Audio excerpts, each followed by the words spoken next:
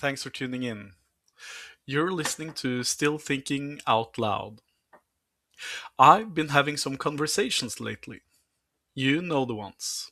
The kind where you're sitting across from someone who's smart, logical, maybe a bit rigid, and they tell you, Jebediah, I'm a man of science. I'm a man of facts. I don't do the irrational. If I can't measure it, it doesn't exist. And I get it, I really do. We're meat machines, right? We like our gears, our logic, and our physical proof. We like things we can fix with a wrench. But today I want to talk to you about something that sounds irrational on the surface, but is actually the most practical piece of engineering you'll ever deal with. I want to talk about angels and demons. Now, before my non believer friends turn off the dial, stay with me. I'm not talking about wings, halos, or pitchforks.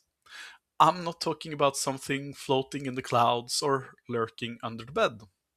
I'm talking about the ones you carried into the room with you today. The ones sitting right there inside your own head. See, for us meat machines, the only real angels and demons we'll ever truly encounter are internal. They are voices, the impulses, and the scripts we run in our own software every single day. You felt them. The angel, that's not some divine messenger. That's your capacity for empathy. It's that quiet nudge that tells you to be patient when you're tired. It's the part of your code that chooses to build something up rather than tear it down. It's the good in you that decides to act for the collective, even when it costs you something. And the demon? That's not a monster from a storybook. That's your ego. It's the bitterness you let sit in the sun too long. It's the impulse to protect yourself by hurting someone else first. It's the shortcut that feels good now, but rots the foundation later. Here's the catch, and this is the part we often miss. These things don't just happen to us. We aren't bystanders in our own minds. Every day we are the ones holding the power cord. You choose which one you feed. You choose which one gets the energy, the focus, and the seat at the table. And that choice, that's what actually decides if you're good or evil. Not some grand cosmic balance sheet, but the simple iterative process of your daily internal focus. Society has its rules, of course. We have laws, we have consequences, and we have the external world that will absolutely hammer you if you step out of line. But those are just the external reactions to your internal choices. By the time the police or the boss gets involved, the real battle was already lost or won hours, days, or years ago inside your own thoughts. So, for the next few minutes, let's stop worrying about whether these things are rational or supernatural. Let's look at them as the primary drivers of your life's output. Who's running the controls today? Who are you giving power to? Let's get into it. Let's keep thinking. The tools in the shadows. So, let's start with the dark stuff, the demons. For the hyper rational out there, think of this as your shadow OS, the parts of your psyche that are built for survival, for aggression, for self preservation at all costs. We all have that side. It's the part of you that wants to win, even if it means someone else's loses. It's the ego, the pride, the cold calculation. Now, here's the thing that might surprise you: these traits aren't inherently evil, they're tools. They have a place in your everyday life. Think of it like a heavy duty sledgehammer in your garage. You don't use it to hang a picture frame, and you certainly don't bring it to a dinner party. But if the house is on fire and the door is jammed, you're going to be damn glad you have it. There are moments in life, moments of extreme injustice, moments where you need to stand your ground against the bully, or moments where you have to say a hard no to protect your own sanity, where you need to call on that darker energy. But, and this is a big but, that tool should only be taken out whenever every other good, rational, and empathetic solution has been exhausted. The danger isn't having a dark side. The danger is losing the manual for it. If you don't have a near control over these impulses, they stop being tools and start being the operator. When the demon starts running the show because it's easier or faster than being a decent human being, that's when the rot sets in. And this is where we have to respect the external reality, the laws and rules of humanity. Society isn't just a collective of random don'ts. It's a framework built to protect us from each other's uncurbed demons. You might feel your internal choice is justified, but the world outside doesn't care about your justifications. It only cares about your actions. If you let your internal demons out for a stroll just because you're frustrated, you're going to hit a wall. Hard. The external consequences, the laws, the social exile, the broken relationships, are there to remind you that your internal engineering failed. Control isn't about pretending the dark side isn't there. It's about being so familiar with it, so in command of it, that you can look it in the eye and say, not today. I've still got better tools to use first. Having respect for the rules of the world isn't a sign of weakness. It's a sign of a master engineer who knows exactly how much pressure his system can take before it breaks. You have to be a master of your own shadows, or they will eventually make a slave out of you. Still thinking? The architecture of light. Alright, so we looked at the sledgehammer in the garage. Now let's talk about the rest of the house. Let's talk about the angels. Again, for my friends who don't do the supernatural, think of the angel as your high level executive function. It's the part of your consciousness that operates on empathy, long term vision, and the ability to see value in others.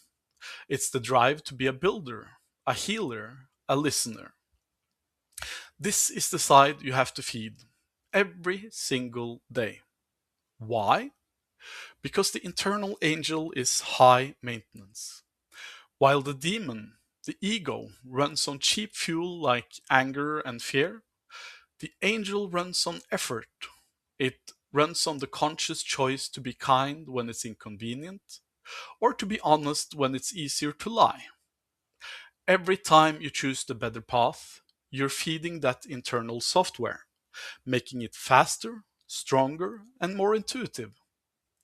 But here is what a lot of people, especially the good ones, get it wrong. They think feeding the angel means becoming a doormat. They see it as a mandate for absolute, blind pacifism. Let's be clear. A gardener who won't pull a weed because he's too kind isn't a good gardener. He's just a man watching his garden die. Being an angel led person isn't about being harmless. It's about being powerful, but having that power under perfect control. If you lose the ability to be firm, if you lose the ability to protect what is right because you're afraid of the friction, you aren't being angelic. You're just being ineffective. True goodness has teeth. It has backbone. It's the parent who loves the child enough to say no. It's the friend who cares enough to tell you the truth that hurts. It's the ability to act with grace while still being the strongest person in the room. If you blind yourself with pacifism, you leave the world and your own life wide open for someone else's demons to take over. You have to feed your good side so it becomes your primary response, your first choice and your strongest instinct. But you never let it become a weakness. You feed the angel so you can walk through the world with an open hand, but you keep your eyes wide open, knowing exactly what's in your other hand if things go south. It's about being a peaceful warrior, not a passive victim. One is a choice made by a master of himself. The other is just a result of not having the tools to do anything else. Still thinking? The operator's choice. So, where does that leave us?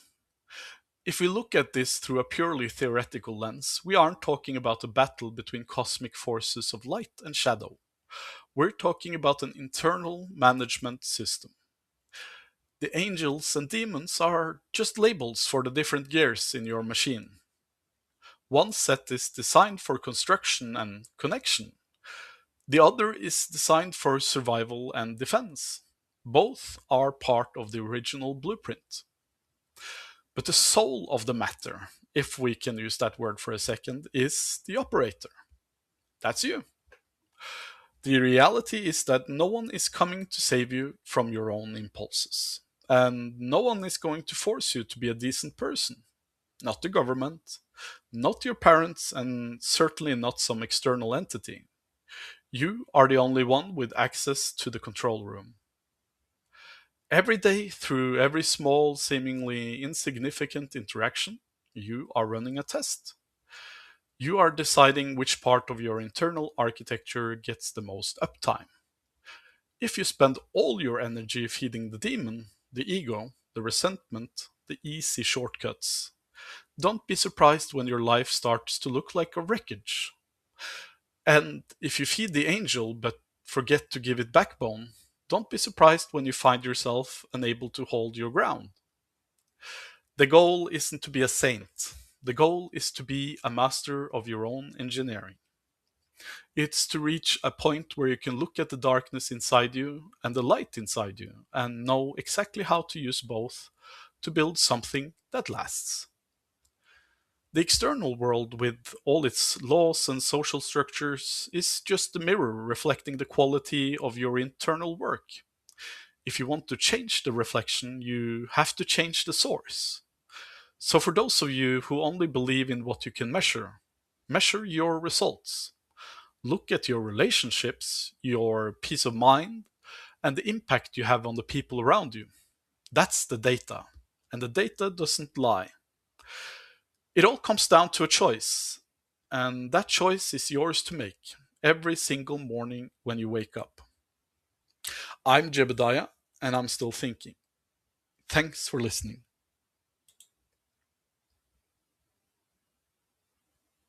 You are good enough as is. In your own castle, you are the king. You are good enough as is. In your own castle, you are the king. You are good enough as is. In your own castle, you are the king.